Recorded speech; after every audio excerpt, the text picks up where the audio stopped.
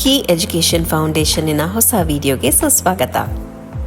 ಈ ವಿಡಿಯೋದಲ್ಲಿ ನಮ್ಮ ಮಕ್ಕಳು ಯಾವ ಗುಣಗಳಿಂದ ಅಥವಾ ಕೌಶಲ್ಯಗಳಿಂದ ವಿಶೇಷವಾಗಿದ್ದಾರೆ ಎಂಬುದರ ಕುರಿತು ನೋಡೋಣ. ಮೊದಲಿಗೆ ಖುಷಿ ಎಂಬುವ ಮೀನಿನ ಕಥೆಯೊಂದನ್ನು ಕೇಳೋಣ. ಖುಷಿಗೆ ನೀರಿನಲ್ಲಿ ಆಟ ಆಡೋದು ಅಂದರೆ ತುಂಬಾ ಇಷ್ಟ. ಖುಷಿಗೆ ನದಿಯಲ್ಲಿ ಹೊಸ ಹೊಸ ಜಾಗಗಳಿಗೆ ಹೋಗೋದು ಅಥವಾ ನದಿಯಲ್ಲಿರೋ ಯಾವುದೋ ಒಂದು ಹೊಸ ವಸ್ತುವನ್ನು ಹುಡುಕೋದು ಇಂಥದ್ದು ಮಾಡೋದಕ್ಕೆ ತುಂಬಾ ಇಷ್ಟ.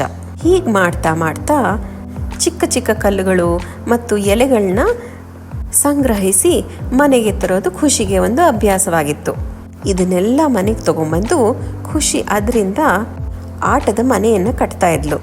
ಇದಲ್ಲದೆ ಖುಷಿಗೆ ಹೊಸ ಹೊಸ ಸ್ನೇಹಿತರನ್ನು ಮಾಡ್ಕೊಳ್ಳೋದು, ಅವ್ರ ಜೊತೆ ಆಟ ಆಡೋದು ಇದೆಲ್ಲ ತುಂಬಾ ಇಷ್ಟ ಇತ್ತು.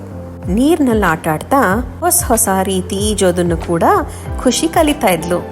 ಹೀಗೆ ಖುಷಿ ನದಿಯಲ್ಲಿ ಈಜಾಡಿಕೊಂಡು ಏನೇನೋ ಹೊಸ ಹೊಸ ವಸ್ತುಗಳನ್ನ ಮತ್ತು ತಾನು ಕಲ್ತಿರೋ ಹೊಸ ಹೊಸ ಈಜೋ ಒಂದು ವಿಧಾನಗಳನ್ನ ಇದೆಲ್ಲದನ್ನು ತನ್ನ ತಂದೆ, ತಾಯಿ ಮತ್ತು ತಂಗಿಗೆ ತೋರಿಸ್ಬೇಕು ಅಂತ ಮನೆಗೆ ತುಂಬಾ ಖುಷಿಯಾಗಿ ಬರ್ತಿದ್ಲು.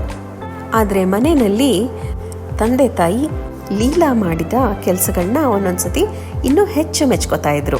ಉದಾಹರಣೆಗೆ ನದಿಯಿಂದ ತಗೊಂಬಂದಿದ್ದ ಬಣ್ಣ ಬಣ್ಣದ ಕಲ್ಲುಗಳನ್ನು ಬಳಸಿ ಖುಷಿ ಒಂದು ಸುಂದರವಾದ ಮನೆ ಕಟ್ಟಿದ್ರೆ, ಲೀಲಾ ಸ್ಕೂಲ್ನಲ್ಲಿ ಫಿಶ್ ರೇಸ್ನಲ್ಲಿ ಮೊದಲ ಸ್ಥಾನ ಪಡೆದಿದ್ಲು. ಅಂಥ ದಿನಗಳಲ್ಲಿ ಖುಷಿ ಕಟ್ಟಿದ ಆ ಸುಂದರವಾದ ಮನೆ ಲೀಲಾಳ ಸಾಧನೆಯ ಮುಂದೆ ತುಂಬಾ ಚಿಕ್ಕದಾಗಿ ಕಾಣಿಸ್ತಿತ್ತು. ಇದರಿಂದ ಖುಷಿಗೆ ತುಂಬಾ ಬೇಜಾರಾಗ್ತಿತ್ತು. ಯಾಕಂದರೆ ತಂದೆ ತಾಯಿ ಲೀಲಾಗೆ ತಪ್ಪಿಕೊಂಡು ಮತ್ತೆ ಶಭಾಷ್ ಅಂತ ಹೇಳಿ ತುಂಬಾ ಹೊಗಳ್ತಿದ್ರು. ಲೀಲಾ ಇಷ್ಟವಾದ ಊಟ ತಿಂಡಿ ಕೂಡ ಮಾಡ್ತಿದ್ರು. ಅಷ್ಟೇ ಅಲ್ಲದೆ ಲೀಲಾ ತಂದಿದ್ದ ಮೆಡಲ್ನ ಲೀಲಾಗೆ ಹಾಕಿ ಅವಳ ಫೋಟೋಸ್ ಎಲ್ಲ ತೆಗೆದು ಎಲ್ಲ ಸಂಬಂಧಿಕರಿಗೆ, ಫ್ರೆಂಡ್ಸ್ಗೆ ಎಲ್ಲರಿಗೂ ತೋರಿಸ್ಬೇಕು ಅಂತ ಫೋಟೋ ತೆಗಿತಿದ್ರು. ಆಗ ಖುಷಿಗನ್ನಿಸ್ತಿತ್ತು, ನಾನು ಲೀಲಾ ಥರ ರೇಸಲ್ಲಿ ಗೆದ್ಕೊಂಡು ಬಂದಿದ್ರೆ ನಮ್ಮ ತಂದೆ ತಾಯಿ ನನ್ನನ್ನು ಅಷ್ಟೇ ಇಷ್ಟಪಡ್ತಿದ್ರೇನೋ ಅಂತ. ಈ ಕಥೆಯಿಂದ ನಾವು ಏನನ್ನು ಕಲಿಬೋದು? ಖುಷಿ ಮತ್ತು ಲೀಲಾ ಇಬ್ಬರು ಯಾವುದರಲ್ಲಿ ಉತ್ತಮವಾಗಿದ್ದರು? ಲೀಲಾ ತುಂಬ ವೇಗವಾಗಿ ಈಜಕ್ಕೆ ಬರ್ತಿತ್ತು. ಸೈನ್ಸ್ ಮತ್ತು ಬೇರೆ ಸಬ್ಜೆಕ್ಟ್ಗಳಲ್ಲೆಲ್ಲ ಅವಳು ತುಂಬಾ ಚೆನ್ನಾಗಿ ಓದ್ತಿದ್ಲು.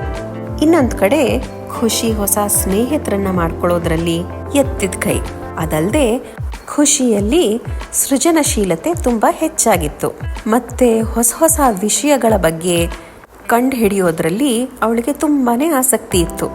ಹಾಗಾದರೆ ನಿಮ್ಮ ಪ್ರಕಾರ ಯಾರು ಹೆಚ್ಚು ಪ್ರತಿಭಾವಂತರು?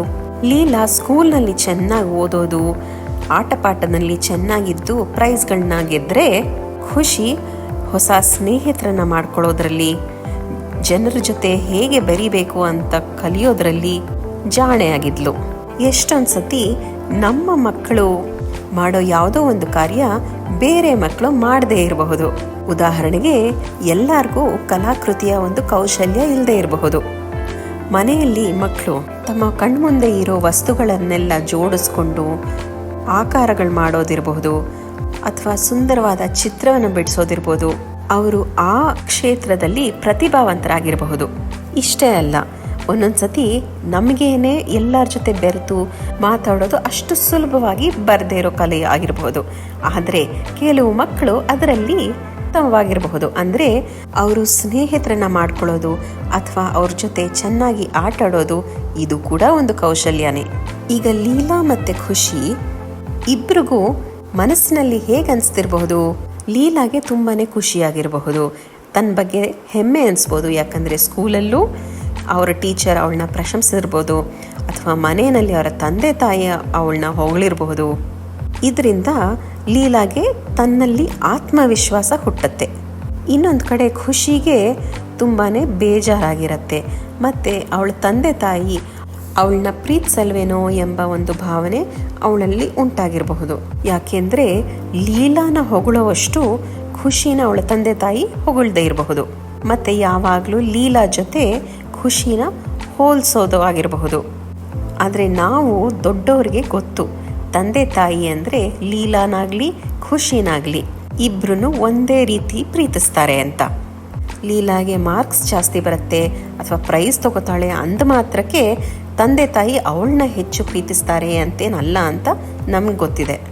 ಆದರೆ ಒಂದು ಪುಟ್ಟ ಮೀನು ಆಗಿರೋ ಖುಷಿಗೆ ಇಷ್ಟೆಲ್ಲ ಅರ್ಥ ಆಗಲ್ಲ.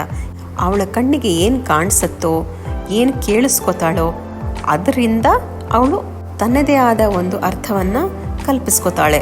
ಲೀಲಾಯಿಂದ ಅವಳ ತಂದೆ ತಾಯಿ ಖುಷಿಯಾಗಿದ್ದಾಳೆ ಮತ್ತು ತನ್ನಿಂದ ಅವಳ ತಂದೆ ತಾಯಿ ಬೇಸರದಿಂದಿದ್ದಾರೆ ಅಂತ ಅವಳು ಭಾವಿಸ್ತಾಳೆ.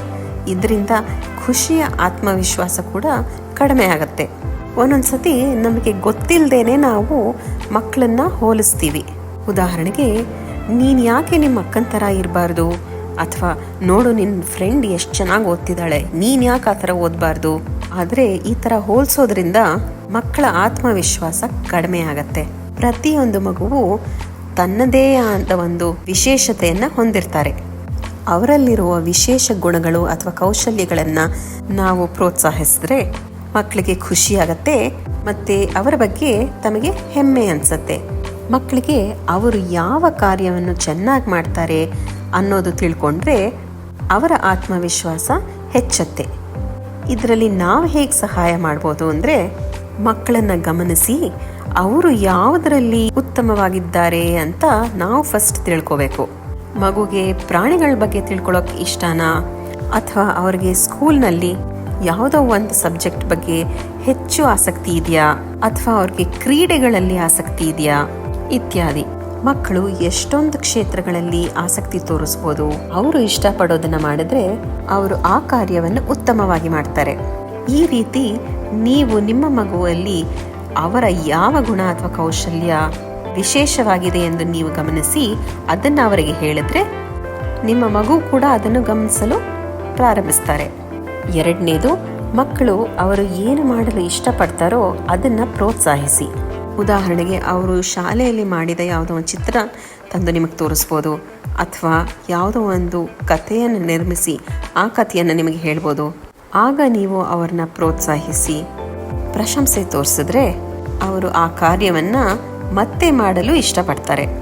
ಸರಳವಾಗಿ, ಓ ಎಷ್ಟು ಚೆನ್ನಾಗಿ ಬಣ್ಣ ಮಾಡಿದ್ಯಾ, ಅಥವಾ ಆ ಚಿತ್ರವನ್ನು ಹೇಗೆ ಬಿಡಿಸ್ತೀ ನನಗೆ ಹೇಳ್ತೀಯಾ ಅನ್ನೋ ಒಂದು ಸಂಭಾಷಣೆಯಲ್ಲಿ ತೊಡಗಿಸ್ಕೊಂಡ್ರೆ ಮಕ್ಕಳಿಗೆ ನೀವು ಅವರ ಚಟುವಟಿಕೆಯಲ್ಲಿ ಆಸಕ್ತಿ ತೋರಿಸ್ತಿದ್ದೀರಾ ಅಂತ ಅವರಿಗೂ ಅನಿಸುತ್ತೆ. ಕೊನೆಯದಾಗಿ, ಮಕ್ಕಳಿನ ವಯಸ್ಸನ್ನು ಗಮನದಲ್ಲಿ ಇಟ್ಕೊಳ್ಳೋಣ. ಎಷ್ಟೊಂದು ಸತಿ ಅವರು ಯಾವುದೋ ಒಂದು ಕಾರ್ಯವನ್ನು ಚೆನ್ನಾಗಿ ಮಾಡ್ತಾರೆ ಎಂದು ತಿಳಿದು ಇನ್ನೂ ಚೆನ್ನಾಗಿ ಮಾಡಬೇಕು ಅನ್ನೋ ಒಂದು ನಿರೀಕ್ಷೆನ ನಾವು ಅವರ ವಯಸ್ಸನ್ನು ಗಮನದಲ್ಲಿಟ್ಕೊಂಡು ಮಾಡಬೇಕು. ಹಾಗಾದರೆ ಪೋಷಕರಾಗಿ ನಾವು ಏನು ಮಾಡಬಹುದು? ಅವರು ಬೆಳೀತಿದ್ದ ಹಾಗೆ ಅವರ ವಯಸ್ಸಿಗೆ ಅನುಗುಣವಾದ ಕೆಲಸಗಳು, ಕಾರ್ಯಗಳು ಅಥವಾ ಕೌಶಲ್ಯಗಳನ್ನು ಅವರಿಗೆ ನಾವು ಹೇಳ್ಕೊಡ್ಬಹುದು. ಮಕ್ಕಳು ಯಾವುದೇ ಒಂದು ಹೊಸ ಕಾರ್ಯ ಅಥವಾ ಕೌಶಲ್ಯವನ್ನು ಕಲಿಬೇಕಾದ್ರೆ ಅವರು ದೈಹಿಕವಾಗಿ ಮತ್ತು ಮಾನಸಿಕವಾಗಿ ಎರಡೂ ಬೆಳೆಯಬೇಕು. ಹಾಗಾದರೆ ನೀವು ಹೇಗೆ ಪ್ರಾರಂಭ ಮಾಡಬಹುದು? ಈ ವಿಡಿಯೋ ನೋಡಿದ ನಂತರ ನಿಮ್ಮ ಮಗುವಿನಲ್ಲಿ ಇರುವ ಯಾವುದಾದರೂ 2 ವಿಶೇಷ ಗುಣಗಳು ಅಥವಾ ಕೌಶಲ್ಯಗಳ ಬಗ್ಗೆ ಆಲೋಚಿಸಿ. ಮುಂದಿನ ಬಾರಿ ಅವರು ಆ ಕಾರ್ಯ ಅಥವಾ ಕೌಶಲ್ಯವನ್ನು ನಿಮ್ಮ ಮುಂದೆ ಪ್ರದರ್ಶಿಸಿದರೆ ಅದನ್ನು ಪ್ರೋತ್ಸಾಹಿಸಿ ಮತ್ತು ಪ್ರಶಂಸಿಸಿ. ಕಾಮೆಂಟ್ಸ್ನಲ್ಲಿ ನಮಗೆ ತಿಳಿಸಿ ನಿಮ್ಮ ಮಗು ಯಾವ ವಿಶೇಷ ಗುಣವನ್ನು ಹೊಂದಿದ್ದಾರೆ ಎಂದು, ಮತ್ತು ನೀವು ಅದನ್ನು ಹೇಗೆ ಪ್ರೋತ್ಸಾಹಿಸುತ್ತಿದ್ದೀರಿ ಎಂದು.